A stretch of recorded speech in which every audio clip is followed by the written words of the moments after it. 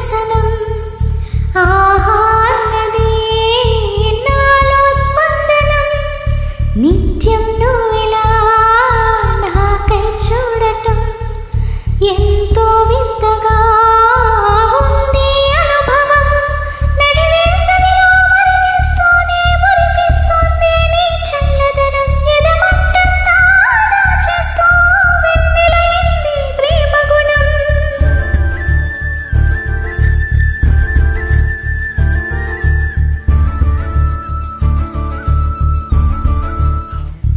నీ చూపులే